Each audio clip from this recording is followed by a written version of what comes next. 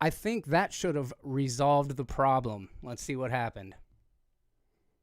You guys let me know right there in the comment section. And if it's working, I'm going to kick things off. Audio back. That's what I'm talking about. What's up, you guys? Thank you so much for stopping by. I'm Jeremy, and movies are terrible.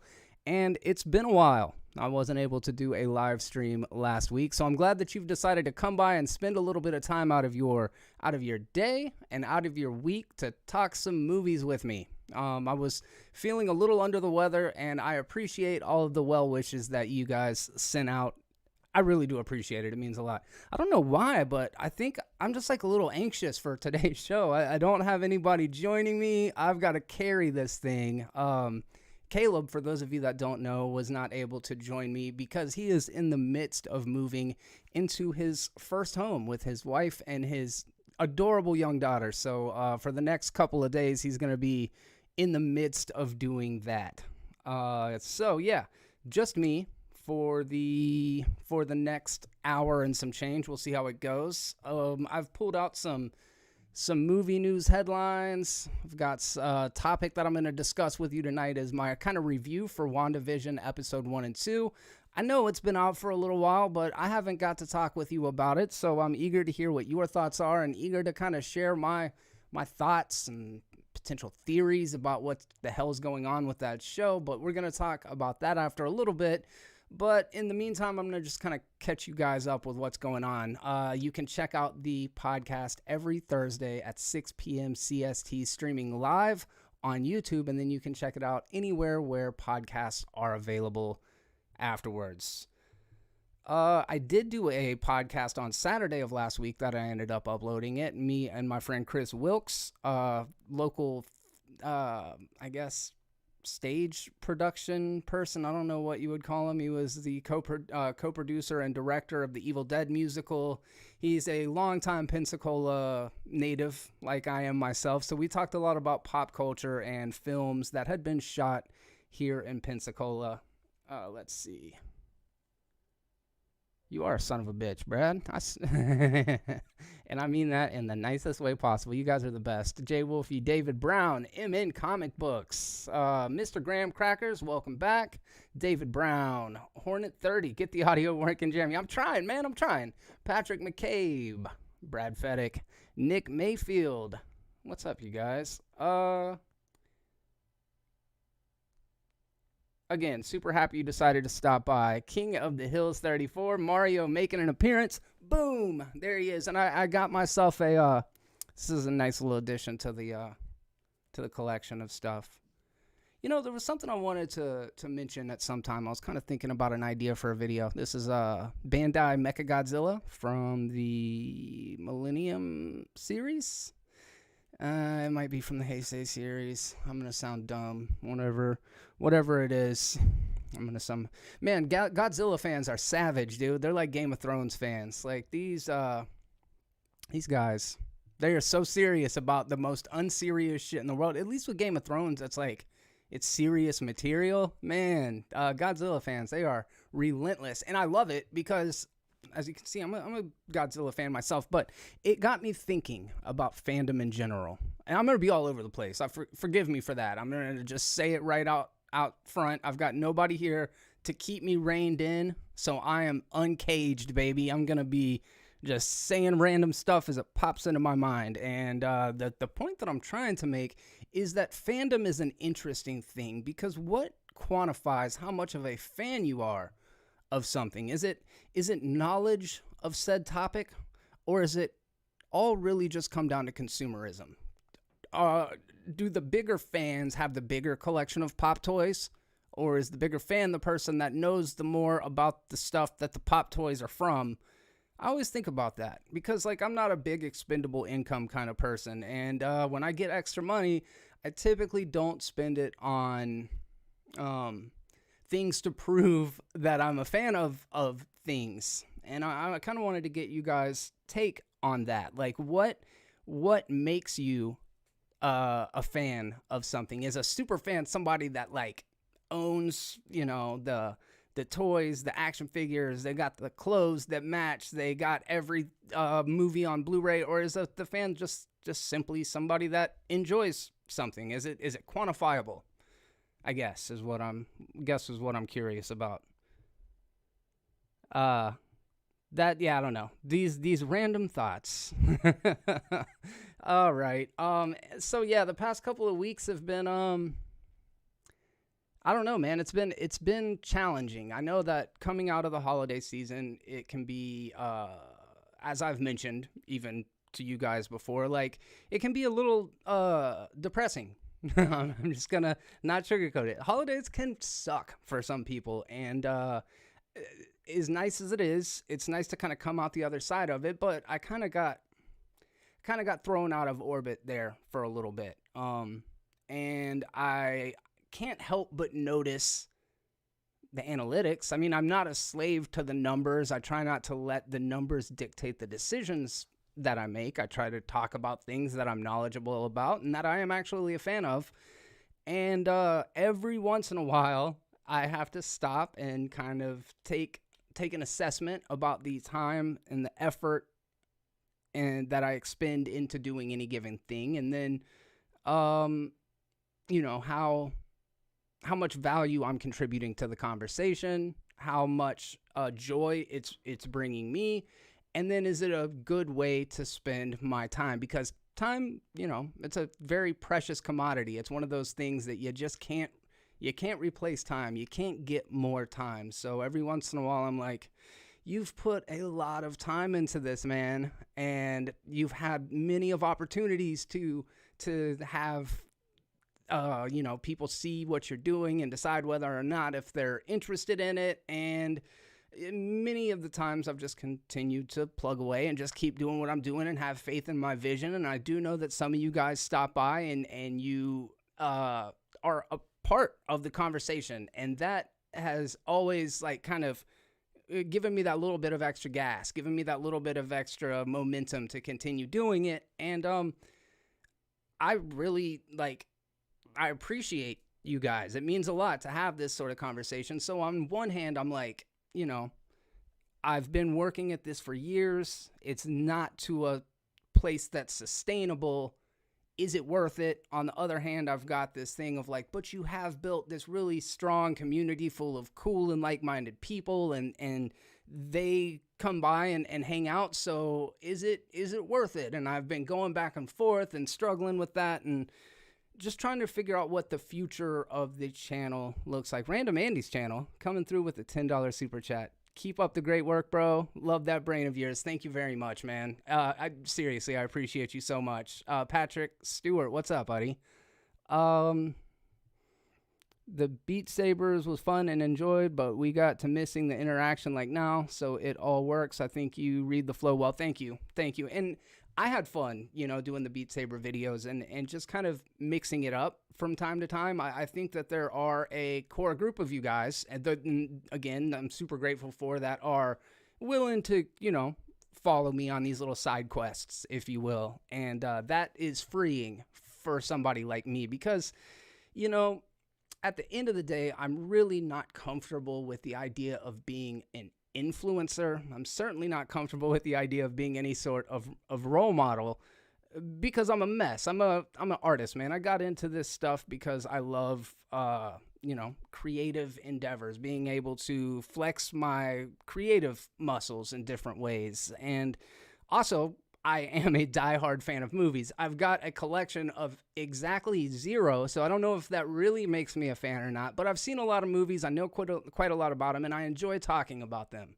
So the fact that any of you guys come along and share that passion with me, that's a net win, and it, compels me to want to continue to do this kind of stuff. So yeah, that's kind of where my headspace has been for the last couple of weeks, just to kind of give you guys a peek behind the scenes of what's kind of been going on and why I've been slower to put out content lately. And then there's the whole thing of this monoculture where I always risk isolating myself when I say stuff because it could potentially come out wrong. But there's this monoculture where where geek and pop culture are very much driven by Disney and Marvel and Star Wars, and I do love those things. I've always loved those things. I'll talk with you guys about it as much as I can. We're going to talk about it here in a little bit, but I say that to say back to the value conversation is like, how can I approach these things from a slightly different angle to where I can bring value into your lives other than just saying like, you know, Star Wars is good or Star Wars is bad, or I liked, you know, like every thought about the sequel trilogy of Star Wars has been expressed by one person or another. So how do I approach it from a slightly different angle? You know, still discuss the things that I enjoy, but just find a way to make it enriching to the viewer. So that's kind of where my head's at right now. Trying to work through that and just come up with a really strong plan. Because, yeah, 2020 was interesting, and I experienced a lot of growth, and then at the end, just straight up nosedive. And that's okay, because ultimately you can't wrap your self-worth up in numbers and analytics. And I do gotta say, like, I'm sure you guys have heard me say this a million times, like, I just so much love and respect for Matt Lane for just like helping talk me through this shit. You know what I mean? He's just been constantly and consistently such a good friend, and checking in and making sure everything was good on my end, and just kind of helping me to just have a little perspective, because I will tend to get in my head from time to time. So yeah, all that said, fuck it, let's talk about some movies. You know what I mean? Got heavy there for a second. Shout out to Chief Supreme. Shout out to A Life to Die For. What's up, you guys? So glad you decided to come by and talk some movies with me. King of the Hills 34 with a $4.99 super chat and a little dancing thing. I appreciate that, bro. Really, really appreciate that. So, anyways, what else is going on? Like I said, tangents. My mind is all over the place. I normally have somebody that I can be like, Jeremy, what are you even talking about? But anyways, so last week I did that podcast with Chris Wilkes, and we talked about Pensacola pop culture. I don't know if you guys were able to get around and check out that video. It's all in audio form, actually. There's no video to watch that particular time. But it was a great conversation. We just talked like, you know, two buddies that grew up in the same place growing up, and kind of sharing war stories and all sorts of stuff. So it was fun. It was insightful. And that was actually, I got to learn a lot about Chris in those couple of hours that we talked. So I enjoyed that. Shout out to Caleb. I met him on the VR headset. We played some Beat Saber together. He's a very nice young man. And also, Hacks Mod Ford, I believe, introduced me to Echo VR. These are two people that I actually met through the My Friend Watches and the Harmy community. And it's just super cool. It was a case of mistaken identity that led us into some great conversations. We got to talk movies and all sorts of stuff. So I really appreciated that. I wanted to let you guys know, if you're watching, that I was going to give you a shout out, just to kind of, you know, let you guys know that it was fun and that I enjoyed it. So, $4.99 super chat from Patrick Stewart, my favorite of the Patricks. Super chat, super thank you for hooking me up with trivia and the trivia project I did. Patrick, you are very welcome. It helps me to be able to contribute and do that kind of stuff. And like, I've always really enjoyed being able to be like, oh yeah, if you want to rip a video, you do it that way. As you can see, I'm a huge fan of the Reflections Brandon Lee the Crow figurine that you got me. That thing is, you know, showcased front and center all the time because I freaking love it. It's awesome. Let's see here. Check out that podcast. That's what I was getting out. Check out the podcast that I did last week. It was cool. It was a different thing, but I really enjoyed it. And yesterday I was scrolling through some of the horror movies on HBO Max. HBO Max has become probably my new favorite streaming service. It kind of eclipsed or surpassed Netflix within the past couple of months, because I just find there's a certain level of quality in the HBO Max programming that I really like. But there was this French horror movie suspense, comedy. It's kind of hard to put your thumb on what the genre of this film was, but it's called Deerskin. And I don't want to get super into spoilers, but it starts off with a man who had recently split with his wife. He just kind of hits the road and he goes off into the countryside and stops at this like vintage Goodwill store, and he finds this fringed leather or deerskin jacket that he really likes. He ends up spending like $7,000 on this thing, and he's just completely thrilled by this purchase that he's made, which, I mean, come on, it's a jacket, but for some reason he is like so infatuated with this jacket that he almost like plants a personality onto the jacket, and then he loves the jacket so much, and the jacket basically tells him that he doesn't want anybody else to wear jackets, that he's going to be the only person in the world to wear jackets. And from there, shit escalates, and it gets dark and weird, and I really enjoyed it. It's a movie about filmmaking. It's a movie about, obsession, and it's also a movie about the way that we all kind of wear these facades that, we show to the world that masks our inner self. So, you'd know what I'm talking about. You guys got an inner self, you know what I mean? Anyways, Deerskin, it's on HBO Max. So tomorrow I'm going to be talking a little bit more about WandaVision with my good friend Julio Diaz on Let's Go Pensacola. It is going to be playing live at around 11, I believe, on 1620 a.m., and then the following day, which is Saturday, you'll be able to find it on all of the podcasting services. So whichever one you prefer, check out Let's Go Pensacola. I'm on there every week or so, every other week, pretty regularly. And Julio comes and does trivia on the channel and stuff. So if you guys are looking for more pop culture fix, it's a fun podcast. We kind of just discuss a lot of the things that we discuss here. So check that out. Also, I did Ask Alex with our good buddy Alex from Momentum Media yesterday, and we recorded a new episode of Real Debates. So yeah, Momentum Media, check that out. We had a good time with those. We talked about an upcoming Willy Wonka prequel that could potentially be coming out, as well as some of the other things that we're going to be diving into here in just a few minutes. But now that I've killed 20 minutes of the show, let's go ahead and switch gears and start talking about some of the week's weird news. Got some good weekly weird news this time, so only a couple, but I think you'll enjoy them. Richard Baxton, $5 super chat. Thank you very much. He said, drop them HBO credentials on the chat then. JK, LOL. Yeah, I appreciate that, man. Thank you very much for the super chat. Chief, good to see you, man. It's been a minute, and really appreciated you stopping by and checking out the watch along for Lovecraft Country, and would be curious if you've got any ideas for watch alongs you would like to see us do. I was thinking about doing a WandaVision after show. There will be a lot of that going on, so I don't know if that's something that I'm going to actually stick to. I might just wait till the end of the season to do a video for all of it that's separate from the podcast, but we're going to talk a little bit about WandaVision later on in the show. For right now, this week's first weird news headline: New Rockstars is awesome, and I see a lot of people say that Holden looks like Erik Voss, and I gotta say, they're like 1,000% right. Holden looks exactly like Erik Voss, like a slightly narrower Erik Voss. Erik Voss a little fluffier, but like they got a very similar vibe, you gotta admit. Anyways, all right, so there was a story in the Huffington Post. Where's that at? Oregon thief berated mom who left 4-year-old boy in the car that he stole.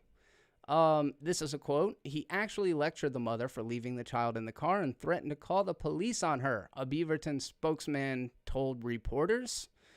Yeah, I mean, I gotta tend to agree with the dude. So the woman went into a grocery store in Oregon about 15 feet from her car on Saturday, leaving the 4-year-old child inside with the engine running and the vehicle unlocked. All right, let's weigh in, guys. Where are we at this point in the story? The lady was only 15 feet away from the vehicle. She can see right inside, but the car's running. The doors are unlocked. There's a 4-year-old in the car, right? Okay, here we go from there. So A store employee told authorities that the woman was in the market for a few minutes before someone began driving away with the SUV. So she's in there shopping. And one of the employees notices her vehicle driving away. Once the thief realized the toddler was in the back seat, he drove back, berated the woman for leaving her child unattended, told the woman to take the child, and drove away in the stolen vehicle. I kind of like this guy. Like I said, I'm not a role model. I think that's a kind of cool crime. Not gonna lie. It's like, I don't want this. I can't do anything with this 4-year-old, but I'm gonna take the car anyways. You should be a better mother. Was the baby Ricky Bobby? Oh man. Yeah, I don't know. I kind of like this guy. He actually lectured the mother, as I mentioned. Henderson, which is... Who is Henderson? I'm reading this stuff for the first time with you guys. Henderson said the woman did nothing wrong and was within sight and sound of the child. Okay, right? I can see that side of it. But as easy as it was for that cat to jump in and carjack her, wouldn't it be just that easy for the kid to, like, switch the car into drive and like smash through the building or reverse into the highway or into the road or whatever? Like, whatever your reaction time is, it's going to take you a minute from the time that something bad happens to get to where you're able to actually do anything to prevent it from happening. And I don't know. I think, as Henderson said, it serves as a good reminder to take extra precaution with children. Obviously, we're thankful he brought the little one back and had the decency to do that, Henderson said. I don't know, man. I think you let him off with a warning, personally. But, well, you know, I'm not a parent, so maybe my feelings on it are a little different. Nick Mayfield said, that man is just a good criminal, that's all. That man's a good criminal, that's all. I like that. Mark McKeever, what's up, dude? Glad you stopped by. Random Andy's channel. Oh, yeah. Random Andy's channel. I'm always glad to see you in the chat, man. I need to go over and see what's going on your videos. I haven't watched one in maybe a couple weeks, so it's time to stop by and see what's going on over there. Yeah, we'll talk a little bit about, we're going to go ahead and get to the WandaVision stuff. Let's see here. What else is going on? Okay, I like this story. I don't know if you guys remember Balloon Boy. Back in 2009, I say don't know if you remember Balloon Boy. Some of you could have potentially been Balloon Boy. So back in 2009, there was a Balloon Boy incident that captivated television audiences. The parents of a 6-year-old boy, appropriately named Falcon, reported he'd been carried away in a large UFO-like balloon thousands of feet in the air.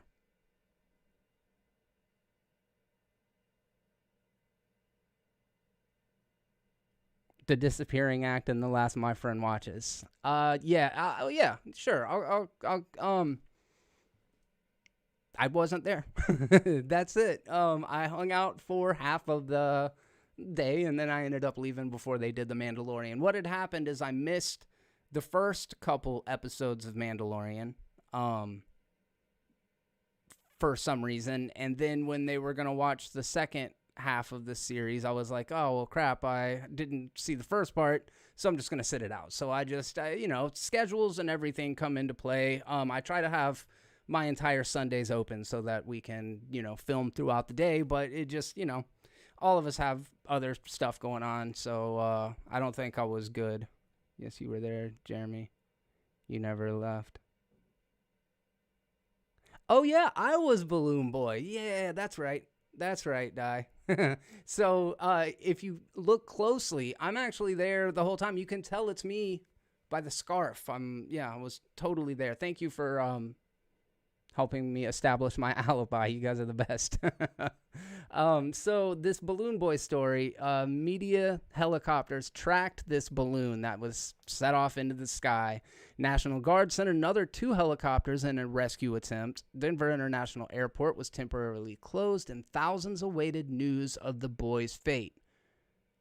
Falcon's parents, Richard and Naomi Heen, told authorities he was accidentally carried thousands of feet into the sky in a homemade weather balloon experiment gone wrong. All right, look, I criticized the mom for leaving the car running, right? Going into the store for a minute or whatever. These people supposedly let their child fly away in a UFO balloon experiment 9,000 feet in the air before, like, the entire media picked up on this thing.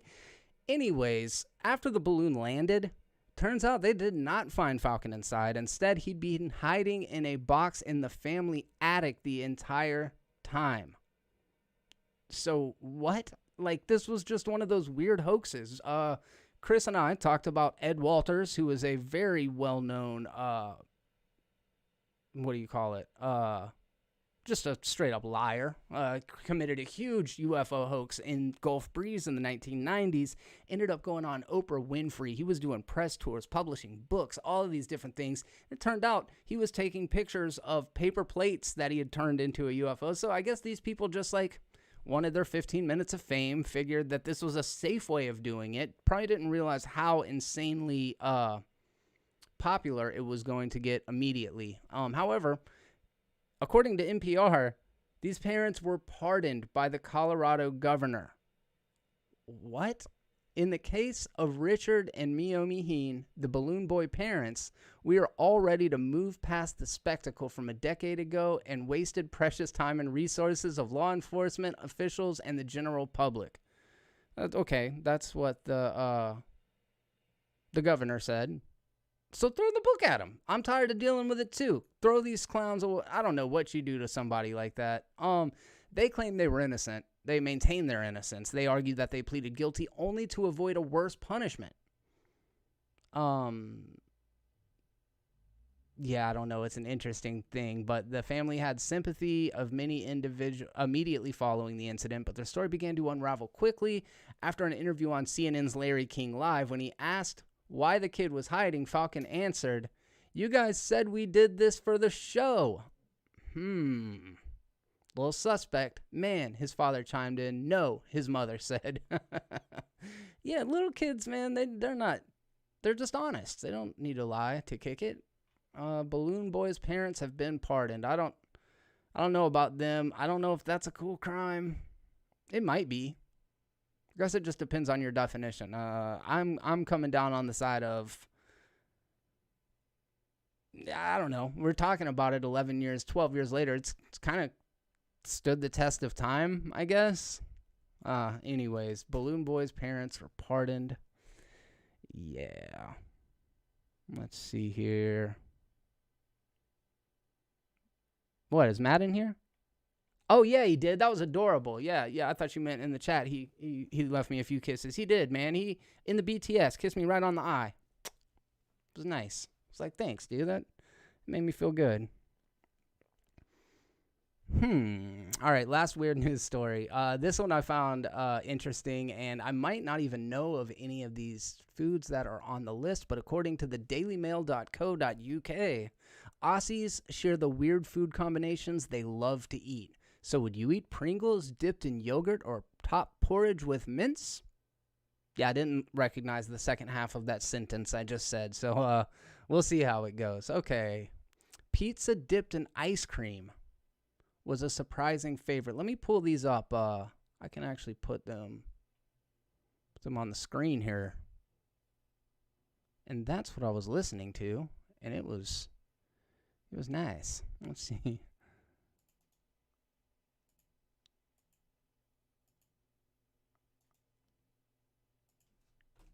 Dead air.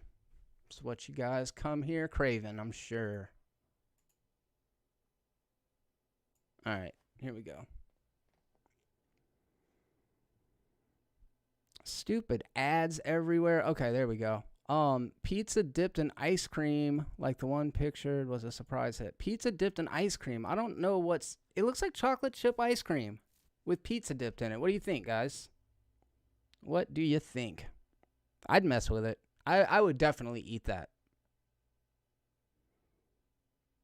Then we've got, oh wow, bacon wrapped Oreos. See, that sounds kind of good to me too. This is like fair food. French fries dipped in hot fudge, Mark says. I don't know, man. I don't know. I don't know. Those look kind of tasty. Bacon wrapped Oreos. I can't think of too many foods that bacon doesn't level up, you know? Like, bacon is the glow up king of food, if you ask me. That's coming from this guy. Bacon wrapped Oreo. Yeah. Vegemite, excuse me. Vegemite, not bad. Deep fried Oreos are delicious. I agree. Like, total fair food, like shit you get at an amusement park or a fair. You should never be eating it at your house. Let's see. I don't know what that is. It looks like mashed potatoes and oats. Plain boiled rice mixed with ice cream is delicious. Some enjoy the dish with granola on top. Okay, so it's rice, ice cream, and granola. Rice granola. That's what we call it. It's the favorite dish, rice granola. Yeah, I mean, I like rice pudding quite a bit. I don't think this looks all that much different from it. I feel like the granola is just, it's like one step too far. It's a hat on a hat on a hat at this point. But I do like rice pudding, and it's rice and pudding, ends up in the same place. That is true. Hey, what's up, Ready Forever? My family likes eating Pringles with yogurt and garlic. Oh, wow. That actually sounds pretty good. Are we talking about like just plain yogurt, not fruit flavored or anything like that? Just plain yogurt with Pringles and garlic. That sounds delicious. Are you from Australia? Let me know in the comments below. Or in the chat, I mean. Those dramatic pauses, I feel like they just really build the suspense, you know? All right, here's another one. Peanut butter and lettuce appear to be a winning combination. So served like above or on a sandwich. Yeah, that's not exactly reinventing the wheel there. That's like, lettuce is basically like vegetable paper. Like, it almost is nothing. So whatever you put on top of your lettuce is basically all you're eating anyways. To me, that's like peanut butter and raisins. Two great things that taste great together. You know what I mean? If people will eat a McRib, they will eat anything. Yeah, I kind of agree with that. Chocolate covered potato chips are good. Yeah, chocolate covered bacon is fantastic. Like, you there's some things you just can't go wrong with. Let's see here. Some sort of weird rope thing. I feel like I'm sliding past what I was looking at. Yeah, it's amazing how far down the rabbit hole you can go sometimes just out of not realizing if you're just looking at ads and that shit's going to pick back up where it left off at some point. You know what I'm talking about. Or it'll be like, look at what these Harry Potter stars look like all grown up. And then you go on there and you're like 60 pages in and you're like, I don't even care what these people look like. Why am I here? What am I doing? I haven't even seen Harry Potter. What have I done? Time. It's such a precious commodity. You just can't get it back. So don't spend your time looking at BuzzFeed quizzes or whatever. Or whatever that just, I don't know. I don't know what I'm talking about. Let's see. That's 4 servings of peanut butter, not Matt Lane Fitness approved. I'll tell you what, though. It's Jeremy Branch approved. Peanut butter is literally my favorite thing. There is nothing that I love in this world more than my wife and crunchy peanut butter. Crunchy peanut butter is so fire. I know most people like creamy peanut butter, and they're like, you eat crunchy peanut butter, you're a weirdo. And I'm like, but how do you like peanut butter but not peanuts? That seems weird to me. It's like you like the thing, but you don't like the thing when it's the actual thing. I don't know, man. I don't trust creamy peanut butter people. Don't trust creamy peanut butter people.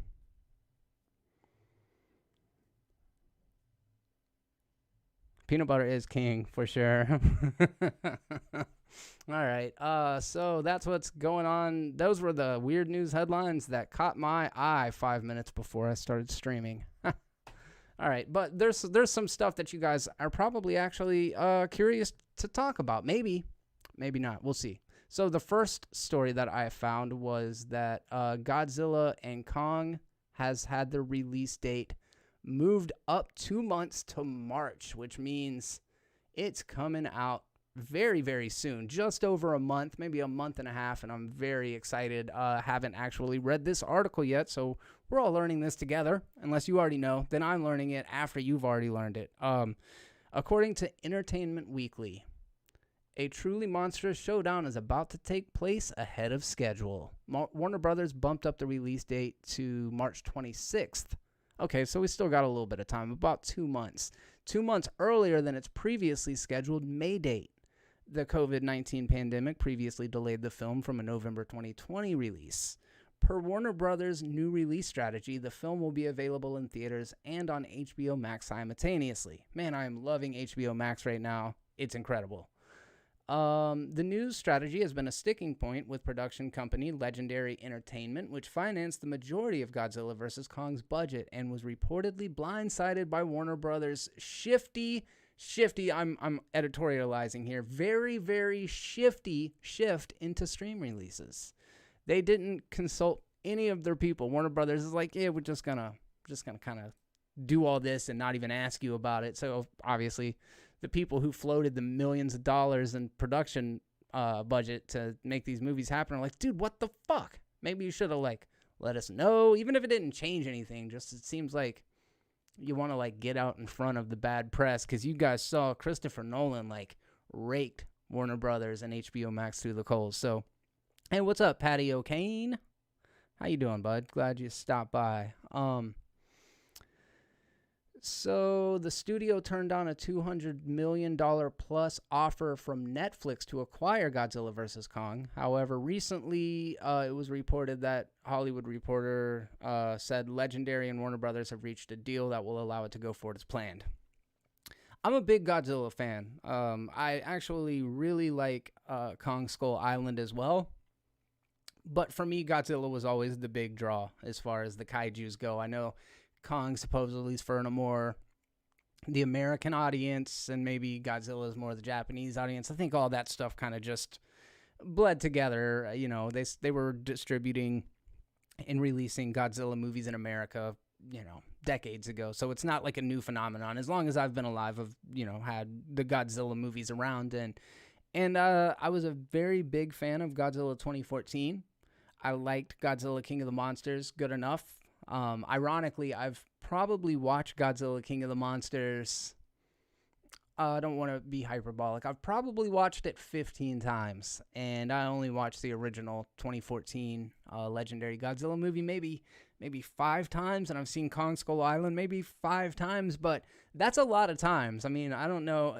Everybody's viewing habits are different. I don't always watch movies multiple times, but I'm going to be honest with you guys. Just watching giant monsters throw down is extremely cathartic to me. It's relaxing. It's oh, it's 11 o'clock at night. I'm about to go to bed. What do I want to put on?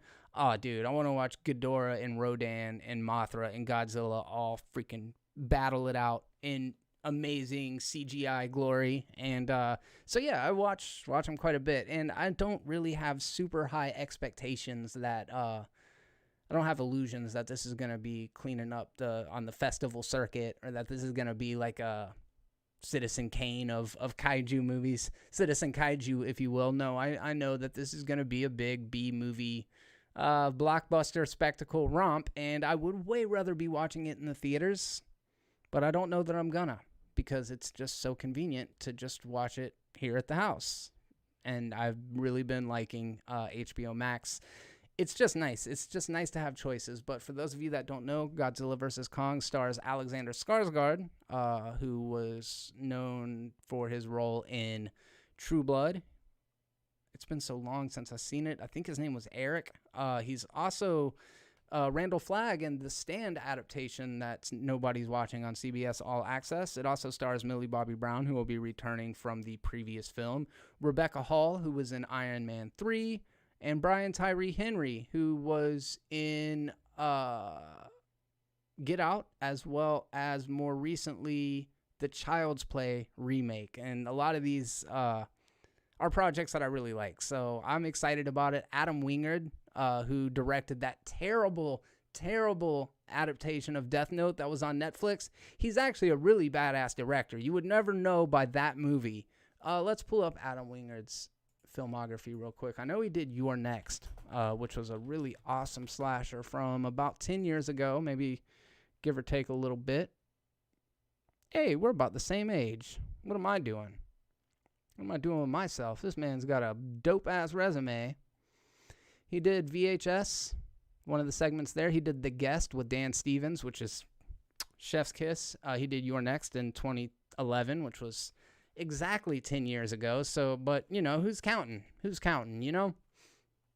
And then he also did The Blair Witch, which was a 2016 release. Hard to believe that was 5 years ago, but it was more divisive. I actually kind of enjoyed it. It just felt more like a soft reboot of the original Blair Witch than it did like a sequel. And it didn't really like capture the zeitgeist in the same way, but I found it to be an effective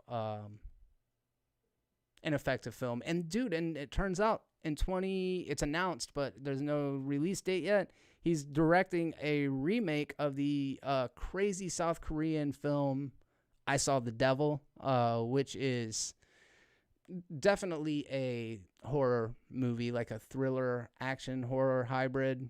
It's one of my favorite South Korean films that have come out maybe ever. Maybe it's in my top 20 South Korean films. It's very good though if you haven't seen it. So yeah, I'm excited about checking out Godzilla vs. Kong. I again don't have super high expectations that it's going to be an amazing movie, but I really do hope that it's an enjoyable one. I hope that they go in a kind of fun, self-aware direction. I have a very hard time believing that you can let Godzilla win against Kong. And the reasoning, it might not hold water to you, but in my mind, just writers, I feel like it would be difficult as a writer to find a way to make an amphibious creature or a reptilian creature more sympathetic, more easy to root for than it would with a great ape, which, as you can see, superficially at least, I mean, really completely from head to toe, just so much closer to a human being. It's like you look at Godzilla and you're like, that I don't recognize that thing. It's very otherworldly. It's very strange, off-putting maybe, you know? And then you look at Kong and you're like, oh, it's like a big chimpanzee, you know? Like, I love Godzilla. Like I said, I don't want to see Kong get fucked up by Godzilla. I don't want to see Godzilla use his atomic breath and melt the fur off of Kong. That sounds disturbing to me. So I like smart money's on Godzilla as far as like in the real world. Like, how is Kong gonna possibly be able to stand toe to toe with Godzilla? But narratively, I just don't want to see a monkey get fried by atomic breath. I guess that's what I'm trying to say. Let's see what's going on. My favorite flick, second only to Slapshot. I don't know what the first one was, but Slapshot is very good. Oh, Deliverance. I hadn't seen that one in a little bit, but I definitely enjoy it. Jay Wolfie asked if I've seen the new Godzilla poster. I have not. Let's see here. Thanks for bringing that up.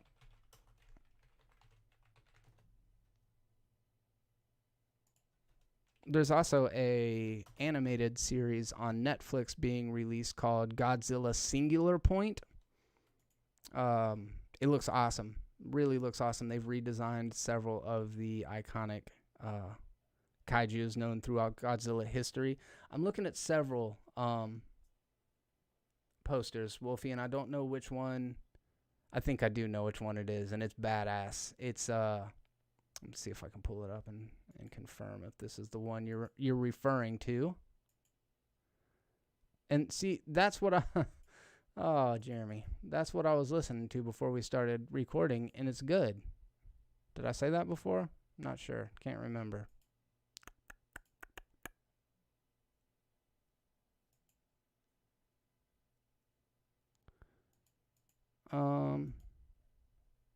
Get your brain to work, dude.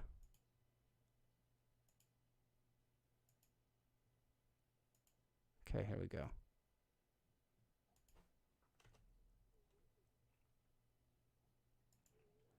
Is that the one right there? Because if so, that is freaking epic. I love it. Such a cool design. Love the use of color. Really does feel like it's a melding of the two worlds. The Godzilla King of the Monsters, very wet, rainy, snow, lots of cold colors. And then you look at Kong Skull Island, and it's almost more like very sun-kissed, very oranges and reds, Apocalypse Now inspired. And I think the designer keyed in on those things pretty well, So yeah, I think that's pretty cool. Appreciate you bringing that to my attention, if that's the one. Random Andy's channel with the $20 super chat. Thank you, man. Thank you very, very much. I feel like you guys just don't even know how much I appreciate these. And Andy in particular, man, thank you so much. I don't know if you're a Chaplin fan, but I'm a huge fan of Charlie Chaplin. And today is a huge day for film buffs because it's the anniversary for Chaplin. Robert Downey Jr.'s kind of star-making turn. Not that he wasn't in big things before it, but that was the one that kind of was like, hey, this dude can really act. He was fantastic in Chaplin. And yes, apparently it's the 100th anniversary of the film The Kid, which premiered in NYC. Yes, I'm a very big Charlie Chaplin fan. I went through a specific phase in elementary school. I think I dressed as Charlie Chaplin for Halloween. I did like a book report on him. I've seen all of his stuff, obviously, like, what is it? The Great Dictator is phenomenal. But yeah, like, there's Charlie Chaplin and Buster Keaton, and they're like two of the biggest, I guess, entertainers that kind of ushered in the era of film.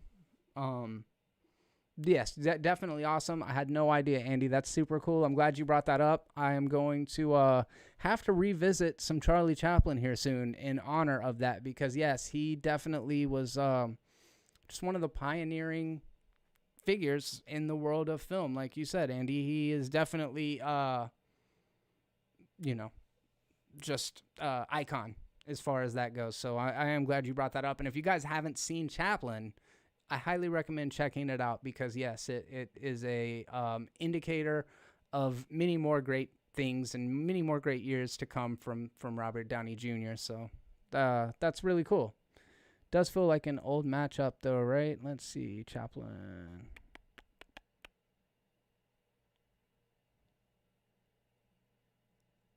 Ben Johnston. What's up, dude? Thank you so much for stopping by. Yeah, we're going to talk about WandaVision here shortly. And it is okay. Like, you've come to a safe place, my friend. It's possible that I could end this podcast and never even get to the review just because that's the level that I'm on. Let's see here. All right. What's going on? Okay, so that's what's up with Kong versus Godzilla. Y'all let me know in the comments section who you think is going to win the battle of the kaiju behemoths.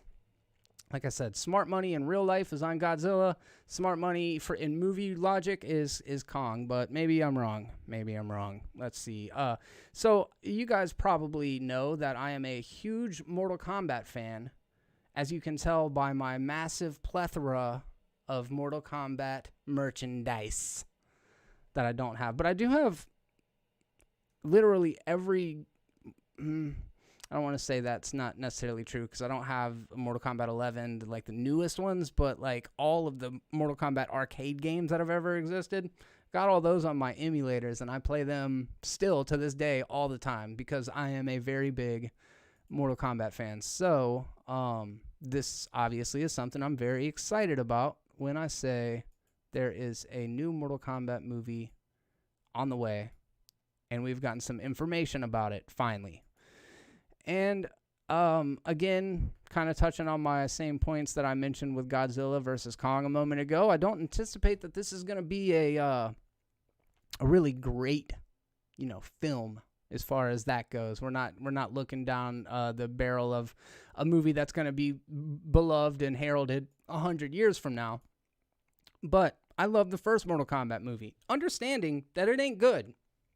But that techno music, like the pulse-pounding freaking soundtrack, Mortal Kombat, and the choreography, and just the fight scenes and the costumes, it was fun. Paul W.S. Anderson, terrible filmmaker. Going back and watching Mortal Kombat later, I'm like, man, you were like obsessed with that movie when you were a kid. You have really bad taste.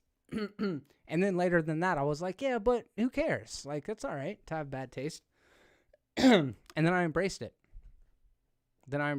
So anyways, according to Entertainment Weekly, Mortal Kombat First Look, inside the R-rated reboot, fatalities and all. Time to fight. Director Simon McQuoid promises blood, gore, and for the first time, fatalities. That was bad. Fatalities. Yeah, I'm not a voice actor. I'm a professional voiceover artist. Voice talent, I guess. I don't do too many impressions, though. Let's just say that. Mortal Kombat was a great, horrible film. Agreed. Excuse me, guys. 1 second. All right, so when you think of Mortal Kombat, you think of blood, buckets of it. The kind of gruesome splatter that comes from Kali Ma Shakti Day-ing an opponent in a savage fight to the death. But blood, as director Simon McQuoid thought of it for the upcoming video game-inspired movie reboot, has many meanings. Blood represents... Are you kidding me? We're going to do this right now? This is the first time I'm seeing this. Blood represents family, he tells EW. Blood represents a connection. Blood represents who we are. Without getting too overcomplicated, what we did is use blood executionally. Oh, God. Oh, my God.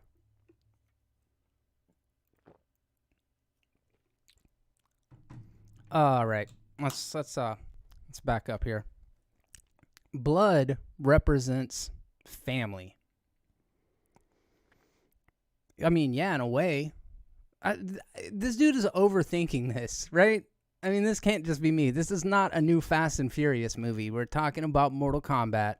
Blood is just blood. It's the shit that comes out of a human body when you pull their heart out. Like, yeah, well, yes, die. That you and I are on the same page about that. Like, we use blood executionally.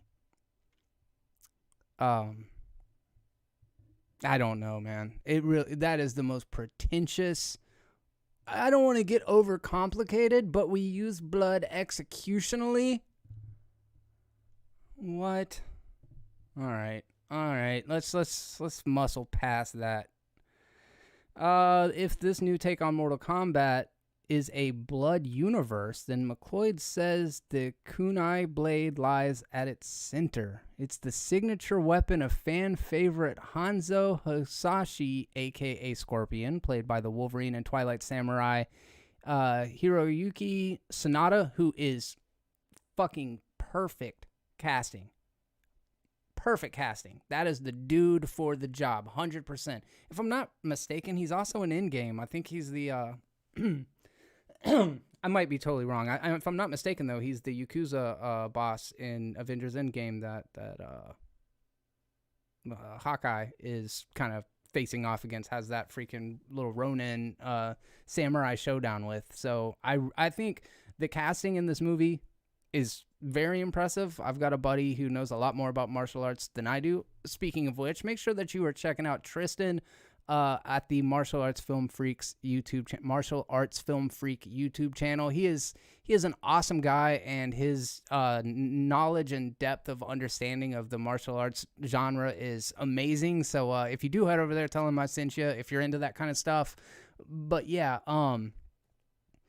so one of the earliest shots in the movie is the kunai blade being used as a gardening tool by Hanzo's wife. Here we go, man.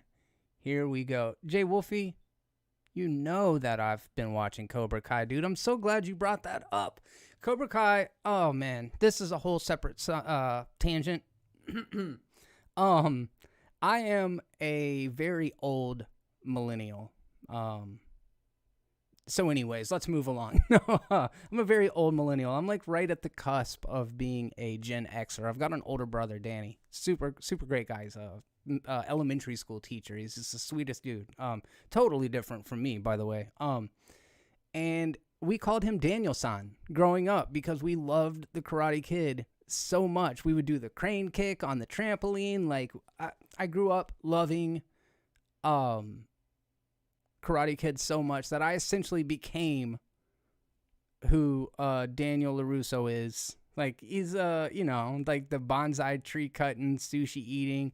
It's embarrassing now because I didn't realize, like, it's just a bad look. But I've got, like, kanji on my back. I was, like, a 90s person, so I got some Japanese letters on my back. I just, like, took it way too far. But I got into martial arts. I took Mudokwan, basically, I believe, as a result of just loving Karate Kid so much. So, yes, I've been watching Cobra Kai since it was on YouTube Red. I actually got the subscription to YouTube Red so that I could watch Cobra Kai.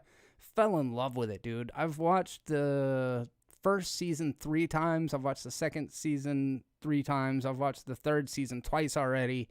And I'm definitely going to go back and revisit the entire thing again. I could do a breakdown episode or breakdown video for every episode of that because I love it so much. And yes, I know it's cheesy.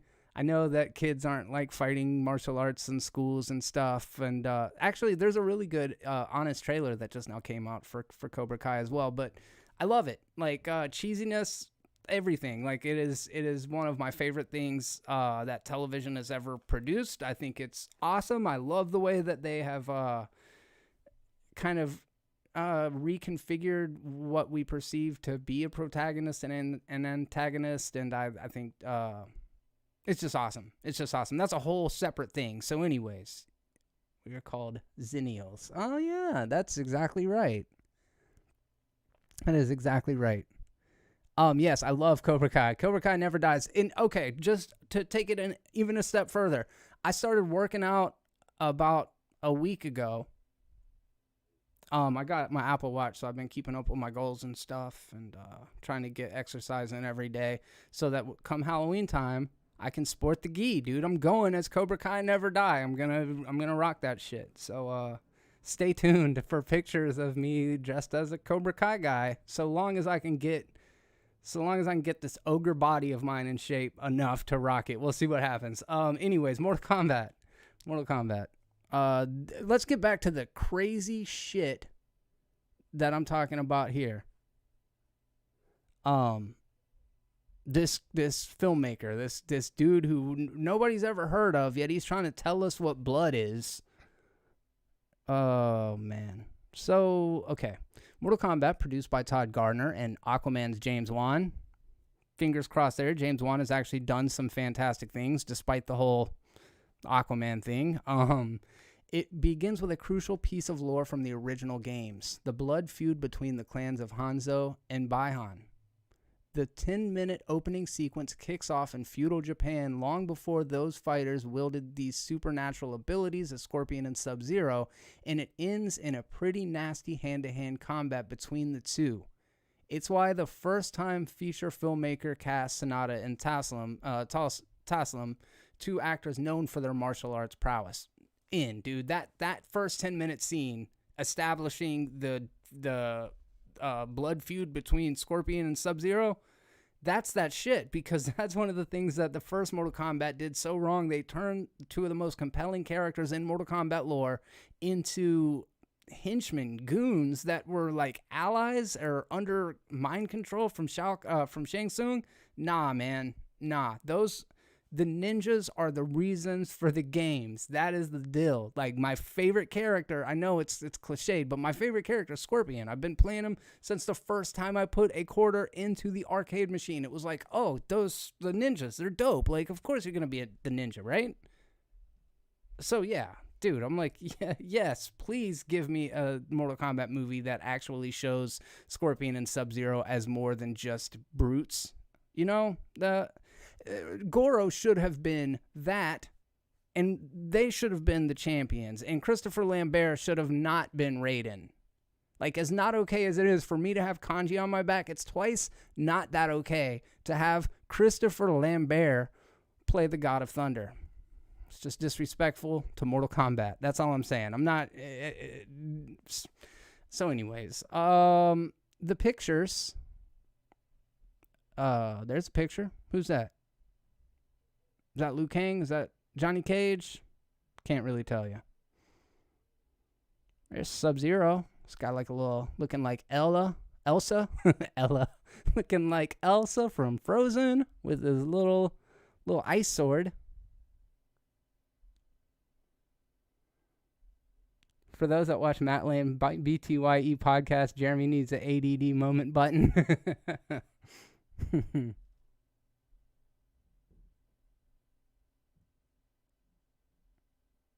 Who wins between Scorpion and Sub-Zero?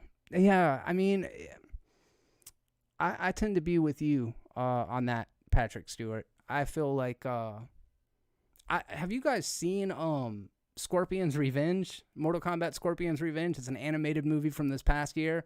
Oh man, it is so good. It's the best Mortal Kombat non-game media that's been made. It is light years better than the others, but according to the lore, really makes you want to root for Scorpion. He's kind of the good guy, even though he's like the tortured hell demon. But Patrick, I feel like you and I kind of have an affinity for those types of characters, and also Dracula, and also what's the other one that I was just not thinking of? There's a bunch of them. Oh, Spawn. Duh. Spawn. Todd McFarlane's story. Kind of similar. So, yeah, I really like the tortured anti-hero angle. I would love to see him be the lead of the movie, but we've got to make the lead of the movie Liu Kang, I think. I think it's got to be Liu Kang. I think there's an interesting case to be made that you could make Johnny Cage the central protagonist of the film, but the fact that it opens up with Sub-Zero and Scorpion really leads you down the path of either Scorpion's the main character, which it's going to be tough to do that if he's actually like a skull head guy. Not that it's not possible, but otherwise we got like one of those weird tacked on Wonder Woman 84-esque opening sequences that really doesn't serve the rest of the story, which I don't know. It might be that. No, Andy, I am using, what is it called? What did you say? StreamYard? No, I use Streamlabs. StreamYard is very good, though. My buddy Ian uses it for his live streams every week, and it seems to work well for him. Let's see. Jax is going to be in it, and I don't know who that actor is, but he looks like a really jacked Steve Harvey. At least from where I'm sitting. I don't know. Maybe I need confirmation on this. Does that look like a really jacked Steve Harvey to you? Does he look like he's about to give you the top 100 answers on the board?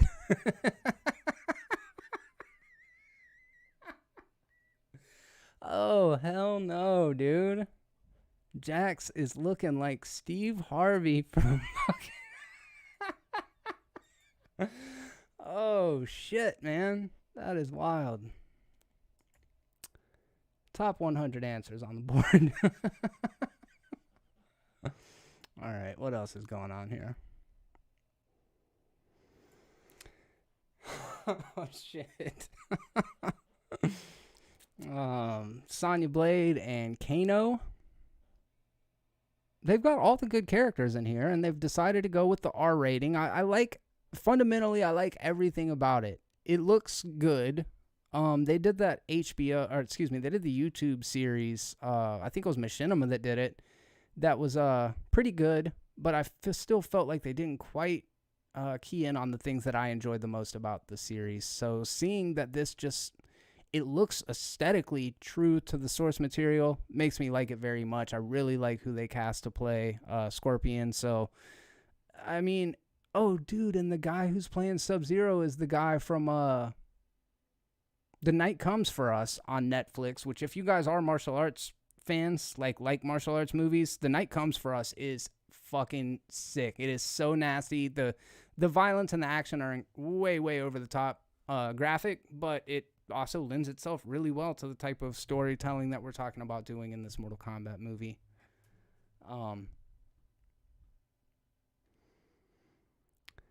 Oh, shit. That killed me, man. That killed me.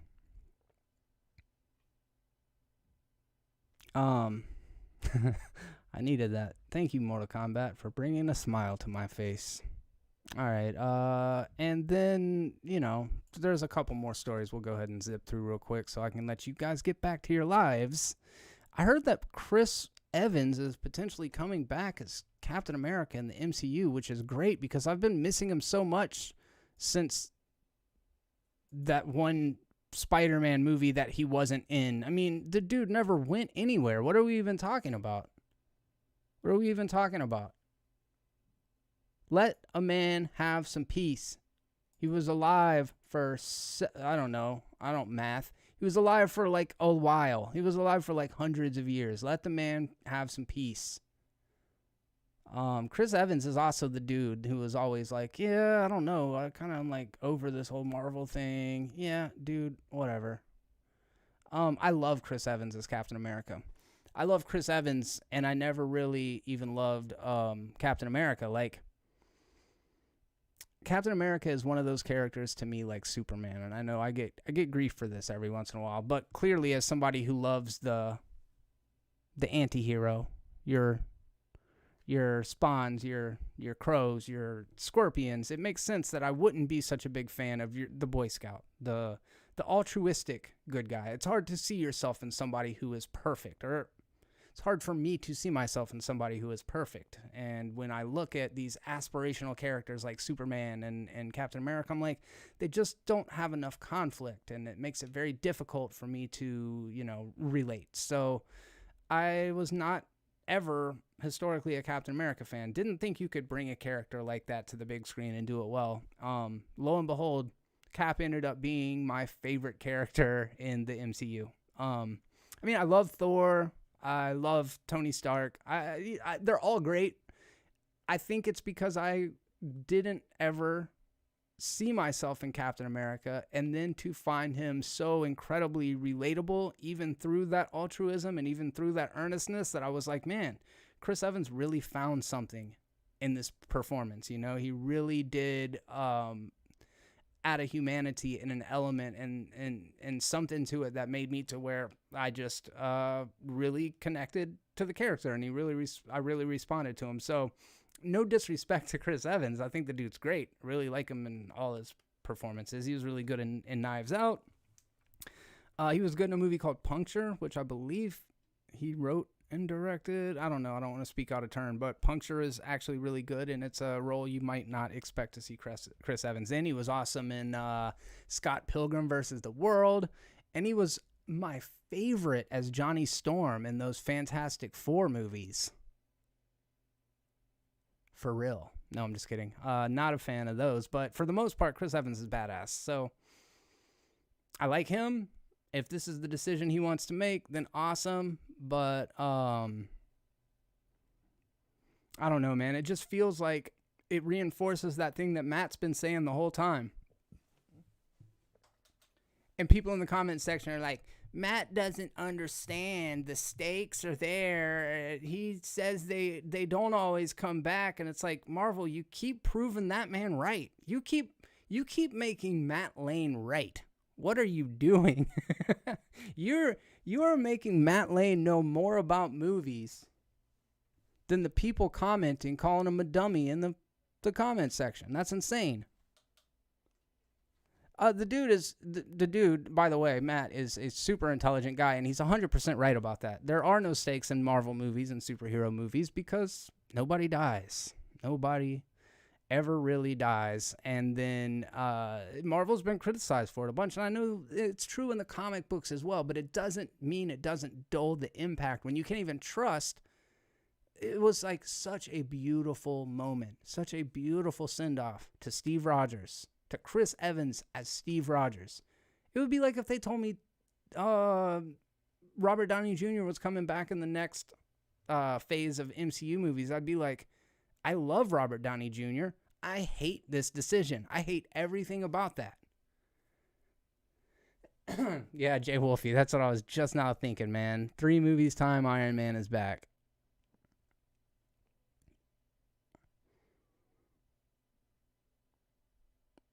Yeah, we'll see.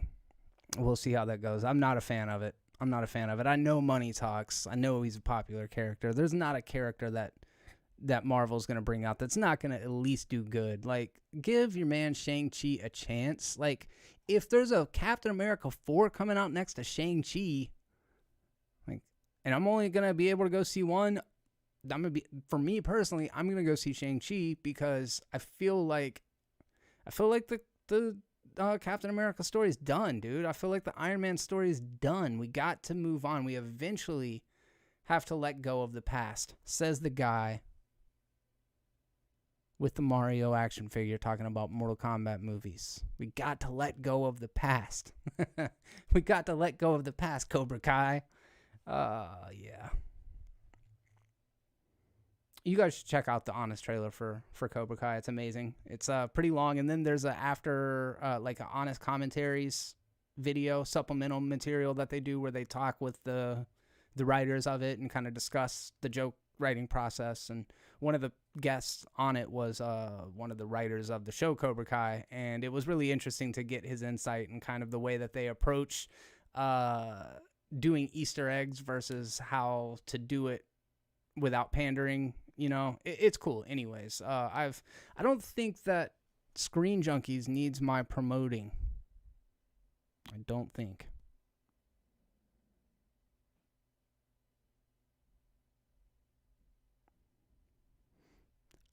Chief Supreme, I really don't feel like it's always bad when characters die and come back. Spider-Man died in Infinity War, and you still feel bad for him, and then in the next movie he comes back, and you can still feel it with Iron Man, the loss of him. I don't disagree with that either. I think that's a valid point. I think there are absolutely ways to do it well, and I do feel that the Peter Parker death was still managed to be affecting, even though I assume you, I, and probably everybody in this chat right now probably knew that he wasn't going to stay dead. It still had an impact. So I do agree with you. I think there are definitely ways of doing it well. To me, it's that thing where if you, like, let's look at it as a poker analogy, you know, like if you bluff every single hand, people are going to call you eventually, you know? Like, you can only get away with doing it so many times before somebody's going to call your bluff. And I just feel like the audience is going to, it risks alienating people who are more interested in logic and reason and the emotional payoff and all of that kind of stuff. But, you know, just one dude's opinion. And I've been wrong plenty of times. But yeah, I don't know. I'm curious if anybody is super excited about seeing Chris Evans come back as Captain America. You guys let me know. Movie Geek, first time on a live with Movies Are Terrible. Welcome to the conversation, my friend. Thank you so much for stopping by. Movie Geek. All right. Gratimus Prime official. Grantimus Prime official. Hello. What's up, dude? Thank you so much for stopping by. Hear me read Mark's comment. Here's that correct King Kong poster. Thank you. I'm glad you brought that to my attention. All right. I'll bring it up real quick. That's cool. Let's see.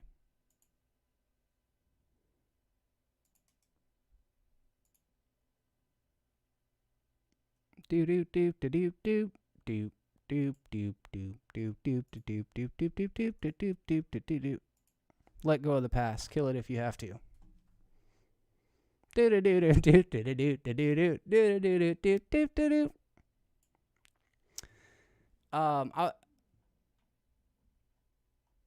dig it. There it is. That's the whole deal right there. You got Kong in the city, smoldering city. You got Godzilla's dorsal fins rolling up from the ocean. Got that nice mix of warm and cool colors. It's distinct and different, and I appreciate that because oftentimes what you see in blockbuster movies is that same shade of teal and orange. It creates like really nice dramatic contrast.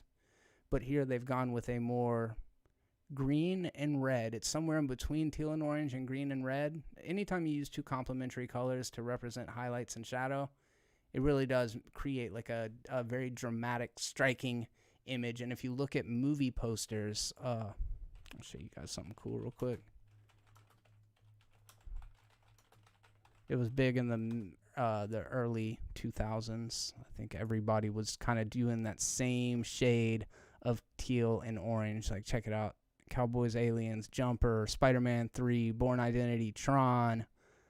The Iron Man 2, I believe, did it. Cowboys versus Aliens. Even Blade Runner's got the more similar color to what we're talking about now, which is interesting because it's also a Warner Brothers property. And Batman The Dark Knight's got that. It's more of a... It's still there. You can see the teal and orange in it. And you can't forget about Dragon Ball Evolution. Brave. They all do it. It's crazy. It's crazy, right? Who would have thunk it? Wonder Woman 84. Yup. Teal and orange. Anyways, there we go. That was an ADD button moment. Moment button. I'm going to put a button on that moment. Let's talk about WandaVision. Let's talk about episode 1 and 2 of WandaVision real quick, and then we will call it a day or an evening or a morning or whenever it is you're enjoying this beautiful ASMR. I need an ADD blocker.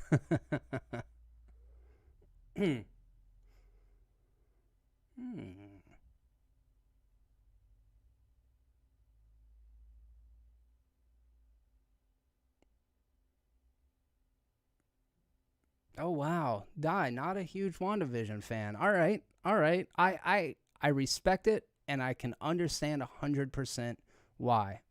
As a fellow Zennial, as a fellow Zennial, I grew up watching a bit of Nick at Night, I Love Lucy.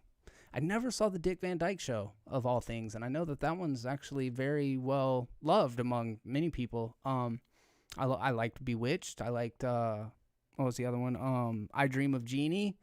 I watched a lot of those kind of like black and white, transitioning into color 1950s, 1960s television shows. Not religiously. I've probably seen 5 episodes of each of them. 10 episodes of each of them. I couldn't really tell you what happened in many. I remember there was an episode of I Love Lucy where there's all these pies coming down a conveyor belt and they're trying to keep up and it's hijinks ensues. But WandaVision episode 1 and 2 are all that I've seen so far with the rest of the viewing public. I know that many critics were able to watch the first 3 episodes, and I can't wait to see the 3rd episode. In fact, I've set my alarm to wake up at midnight so that I can watch episode 3 right after it is released. They're 30-minute episodes. It's an easy breezy watch. I like that they're slowly playing their hand, but if you're not a fan of that gimmick, I guess, of revisiting television series from the bygone era, especially in context of the MCU, then I can see how this isn't going to work for you. I think that it is clever and cute, and it is it's a good way to showcase Paul Bettany and Elizabeth Olsen's acting chops. I think that both of them are incredibly charming. I stand hard for Elizabeth Olsen. I think she is super dope for many reasons. But she's really, really charming. And what I like about the attention to detail is it's in more than just the production design. Because yes, if you look at the first episode, the kitchen is like from I Love Lucy and the living room is from the Dick Van Dyke Show. I'm kind of pulling these out of my ass, but I'm pretty sure they actually recreated sets from some of those original series and kind of intertwined all of it so that it's definitely an homage, but it's also definitely containing elements of said series in it. But what I thought was cool about it, in addition to just the period detail and the way that the costumes very much match the era that they're in, which I like that as well. I like fashion. I like using clothes as art and as an extension of kind of an expression of who we are. And I think they do that well, obviously. I like the way that they... in episode 1 in particular, I'm sorry, here I go jumping all over the place. In episode 1 in particular, my favorite scene in episode 1 is you get accustomed to hearing laugh tracks in the 3-camera television shows. And they kind of guide us because as human beings, we mirror the emotions that we are seeing conveyed to us, right? So if I laugh, it's likely that you'll laugh. That's just kind of human nature. So when you're watching Full House and Uncle Joey trips or makes some joke and everybody in the audience laughs, it cues the at-home audience to laugh, right? So in a way, it does a lot of the intellectual work for us. I know this is a joke because they're laughing, right? And I think they use that really well in episode 1 of WandaVision.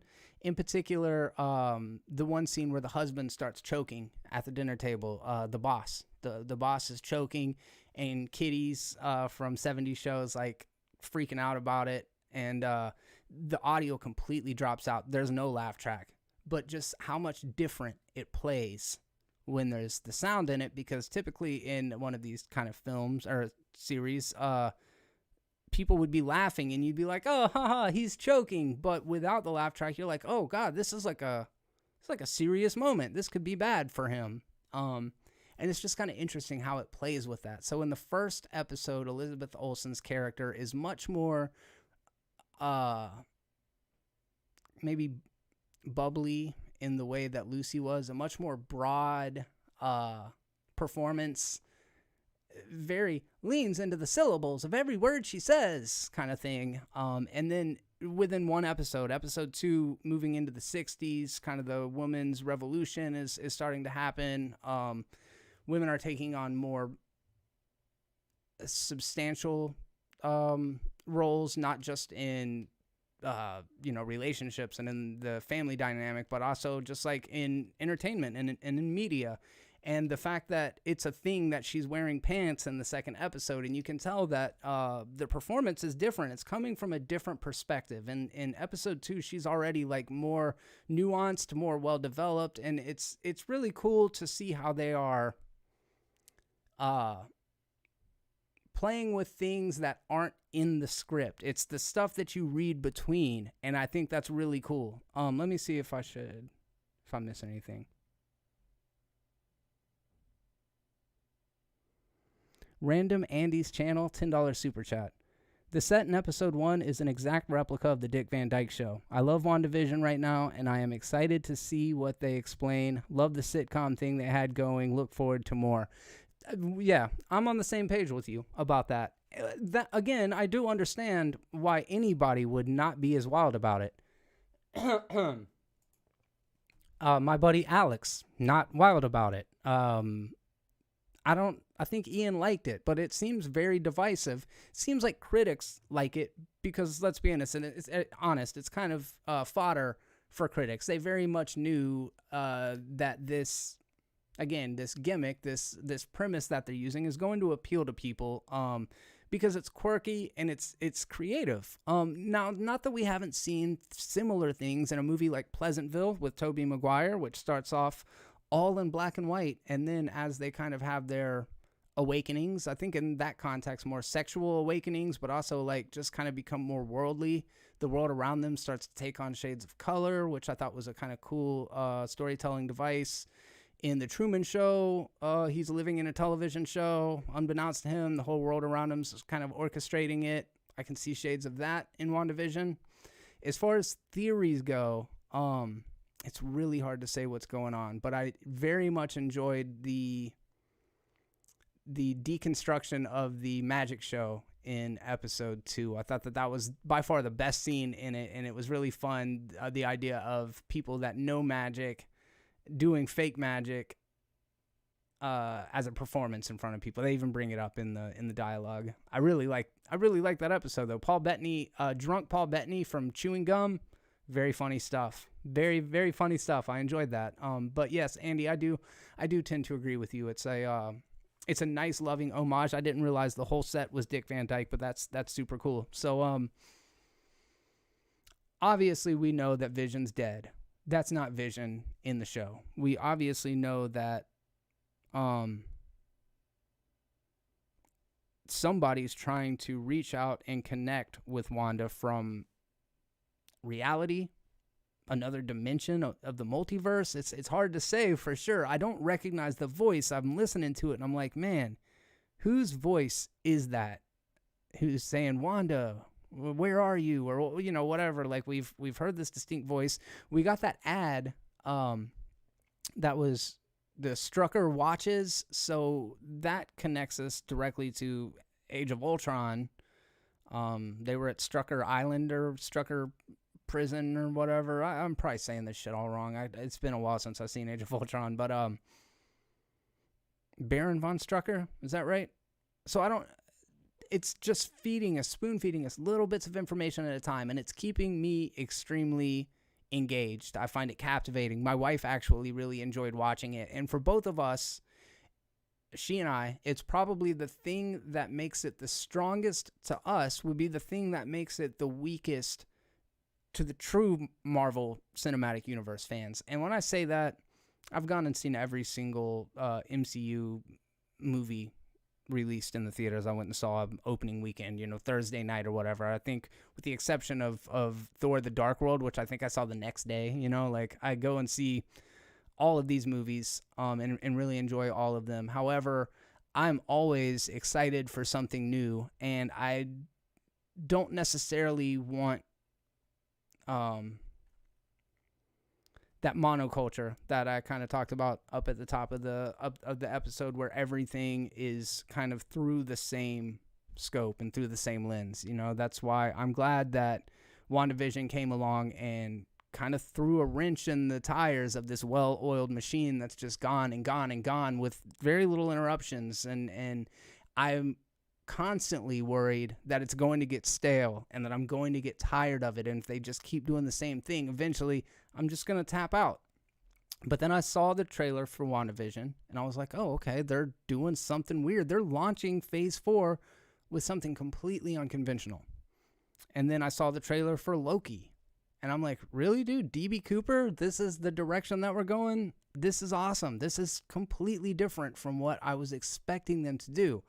I look at Falcon and the Winter Soldier, and I really like Civil War. I really like Winter Soldier. They're some of my favorite Marvel movies, but there's a little bit, for me personally, there's a little bit of that been there, done that thing with those. I feel like Hawkeye kind of might have that same thing where it's like, I want to see Kevin Feige and Marvel take big swings. I want to get weird with it. I say that, and then at the same time, I'm very apprehensive of Spider-Man 3 with Sony, because they are, again, talking about a big swing. They are going really big with that. But at this point, I feel like we hit the peak of the crescendo with Infinity War. And I feel like that should have been the end of Phase 3, and the word multiverse should have never come up until the beginning of Phase 4. They should have made Far From Home be the beginning of Phase 4, introduce this concept of the multiverse. Now we're off to the races. But I feel like multiverse and time travel, they're kind of like get-out-of-jail-free cards that allow screenwriters to be able to do anything they want to.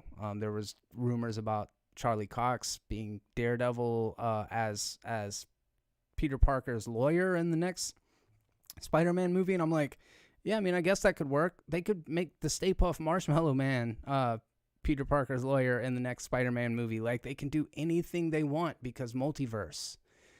And I wonder if they're ever going to rebuild up to that kind of epic conclusion that they did with the Infinity Gauntlet, with the Infinity story arc. And you get what I'm trying to say. The Infinity Gauntlet saga. Yeah, the Infinity Saga. That's what I meant to say. You wonder if they can ever get there again. People are like, well, yeah, Galactus. Galactus is a great villain. Hell yeah, he dies directly into the Fantastic Four. They could make that work, but isn't it really just kind of building back to the same thing again? Like you can replace villain A with villain B with villain C, but isn't that ultimately just kind of the same thing again? And that's why I like it when they get weird with it, because it's just like, we're not trying to do the same thing again. We're not trying to recreate the magic that we had the first time. We're trying to create new magic. And despite all of the stuff that I've talked about up to this point in the podcast, I am all about new creative storytelling. I would love to see just new characters to become beloved for generations later on down the line. I mean, maybe it's asking a lot, because nostalgia is hella powerful. When I watched Karate Kid, there are certain episodes where just inexplicably just burst into tears because I have such a deep emotional connection to that series. You know, like I said, it hits me on a personal, emotional level. And that's the power of nostalgia. That's what makes it such a potent drug, and that's why things like Stranger Things are the biggest series on Netflix. But I want to be challenged. I want to have to find new things to love, and I fear that we're just in this monoculture where we're just going to continuously be repackaged the same thing over and over and over again, and continue to keep buying it, because sometimes I feel that being a fan means being a good consumer. But we're all so much more than that. Every one of you guys, so much more than that. And I love you all very much. I really appreciate you stopping by to check out this heavy, heady, and all over the place episode of Movies Are Terrible live on YouTube or wherever you're checking it out. Obviously, you know that if you are here, it does me a huge solid if you click the like button. It really helps the algorithm. Comments help as well. Subscribe if you want to stay up to date with all of the terrible content. Most of you guys I know personally, and I know that you are subscribers. Caden, what's up, buddy? Thank you so much for stopping by. Caleb Patton, what's up, Caleb? I mentioned you at the top of the hour. Thank you so much for playing some Beat Saber with me the other day. Thank you guys all so much for stopping by. I'm Jeremy, and until next time, be terrible.